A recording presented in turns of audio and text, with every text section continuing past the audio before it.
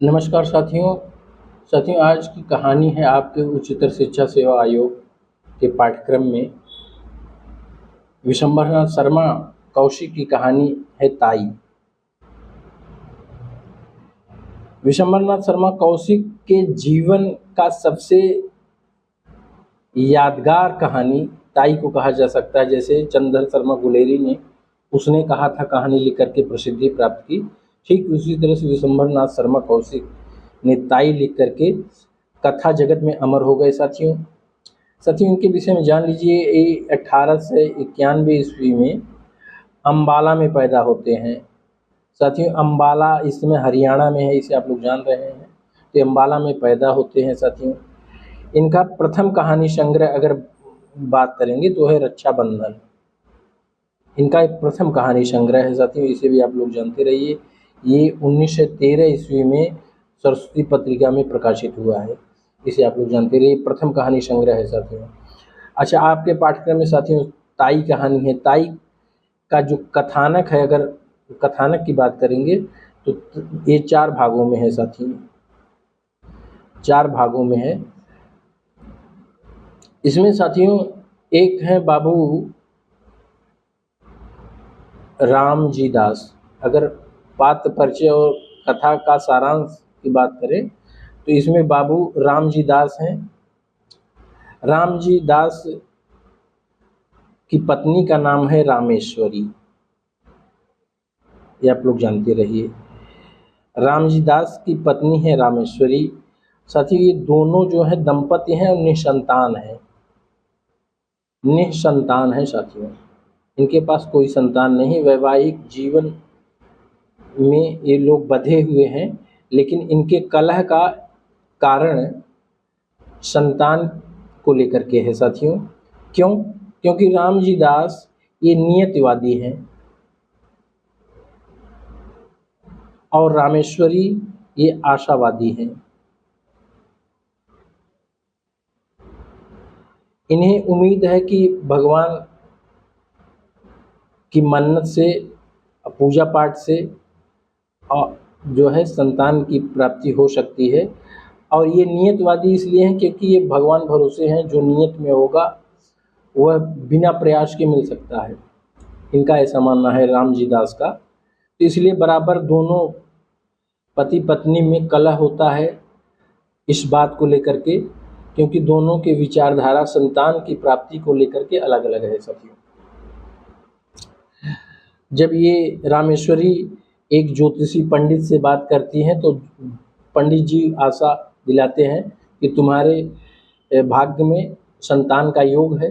जब ये बात रामजी दास से कहती हैं रामेश्वरी, तो ये मना कर देते हैं, कहते हैं ये सब ढकोसला व आडंबर है पंडितों का, ऐसा कुछ नहीं। तो इसलिए साथियों वैवाहिक जीवन में कलह है इन लोगों के, और कलह का कारण क्या है? निसंतान। अच्छा, कलह में उद्दीपन का काम साथियों रामेश्वरी के जीवन में तब होता है क्योंकि रामजी दास का एक भाई है, उसका नाम है कृष्णदास।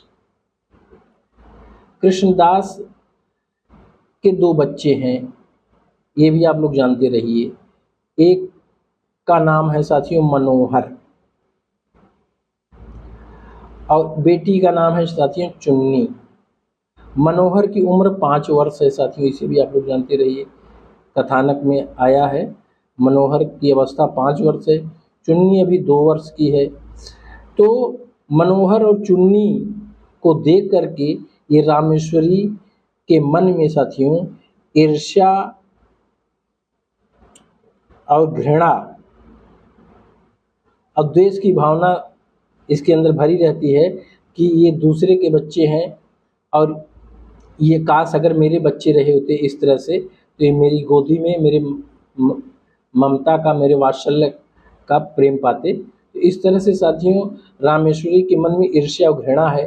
जबकि रामजी दास इन अपने भाई, छोटे भाई रामजी दास की साथियों अवस्था 35 वर्ष है, ये जान लीजिए। कभी कभी परीक्षा में ऐसे पूछ देता है। तो रामजी दास की अवस्था, और कृष्णदास की उम्र मात्र 21 वर्ष है। और 21 वर्ष में 2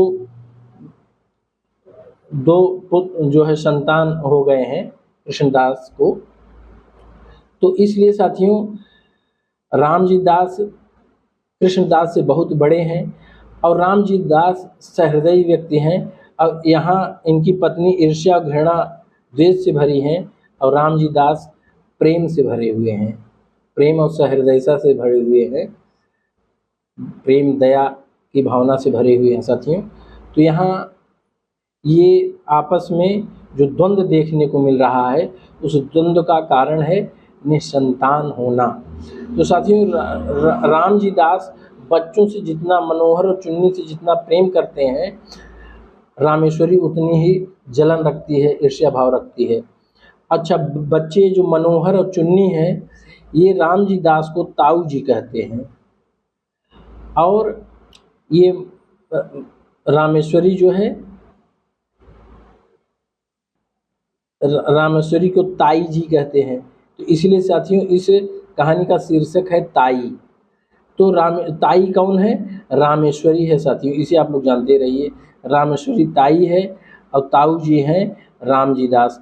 तो ताऊ जी तो मनोहर और चुन्नी को बहुत प्रेम करते हैं, अपनी संतान के समान प्रेम करते हैं साथियों, लेकिन रामेश्वरी के अंदर वो भाव नहीं बन पाता। तो साथियों इस कहानी में रामजी दास एक ऐसे व्यक्ति का उदाहरण देते हैं जिसका नाम है राय गिरधारी दास। राय गिरधारी दास साथियों इस शहर के सबसे धनी और संपन्न नामी व्यक्ति हैं। इनको ये भी निसंतान है, मतलब इनको भी कोई संतान नहीं है। इस तरह से रामेश्वरी को सांत्वना देते हैं कि दुनिया में बहुत सारे बड़े प्रतिष्ठित व्यक्ति भी निसंतान होते हैं और वो जो है अपने शहर के एक धनाढ्य व्यक्ति गिरधारी दास का उदाहरण देते हैं। तो साथियों कभी कभी इस तरह से परीक्षा में पूछता है कि बाबू रामजी दास रामेश्वरी को समझाते समय निसंतान के प्रसंग में किस व्यक्ति का उदाहरण देते हैं, तो इसे आप लोग जानते रहिए। अच्छा साथियों होता क्या है कि एक बार रामेश्वरी छत पर है, छत पे है और ये पहुंचता है मनोहर देख रहा है छत पे बहुत सारे बच्चे पतंग उड़ा रहे हैं और मनोहर कल्पना करता है कि ये पतंग टूट करके हमारे छत पे गिर जाए। तो उसी प्रसंग में साथियों मनोहर अपने ताई जी से कहता है, ताई जी मुझे पैसा दे दो, मुझे पतंग मंगा दो। लेकिन ताई जी मना कर देती हैं और फटकार लगाती हैं।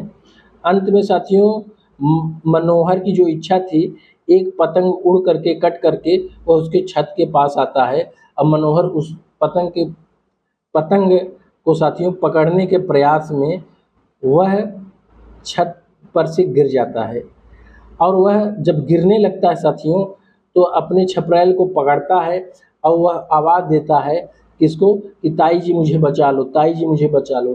तो ताई जो रामेश्वरी है एक बार तो कहती है कि गिर जाए तभी ठीक है, लेकिन फिर उसे जो है उसका ममता जागृत होता है साथियों और जैसे ही वो बचाने जाती है लेकिन बचा नहीं पाती और वह मनोहर गिर जाता है पतंग पकड़ने के चक्कर में। और जब पतंग पकड़ने के चक्कर में मनोहर गिर जाता है उसके साथियों पैर में चोट लग जाती है, पैर में चोट आती है। और इधर साथियों ये जो रामेश्वरी है ये 1 हफ्ते तक बीमार रहती है, 1 हफ्ते तक बीमार रहती है। जब इसे होश आता है साथियों, जब इसे होश आता है तो ये सबसे पहले मनोहर के विषय में पूछती है। तो साथियों इस तरह से विशंभर नाथ शर्मा कौशिक ने इस कहानी के माध्यम से ये बताने का प्रयास किया है कि रामेश्वरी का हृदय परिवर्तन हो जाता है और वह मनोहर और चुन्नी को अपने बेटे के समान प्यार दुलार देने लगती है। इस तरह से साथियों इस कहानी का एक सुखद अंत होता है, जो कि साथियों इस भारतीय समाज में जो पारिवारिक संयुक्त परिवार की संरचना थी उसमें साथियों ये कहानी बहुत ही मार्मिक और प्रेरणादायक है। तो इस तरह से साथियों विशंभर नाथ शर्मा कौशिक ने ताई कहानी लिख करके अपने को अमर कर लिया। साथियों फिर मिलेंगे अगले वीडियो में। जय हिंद साथियों।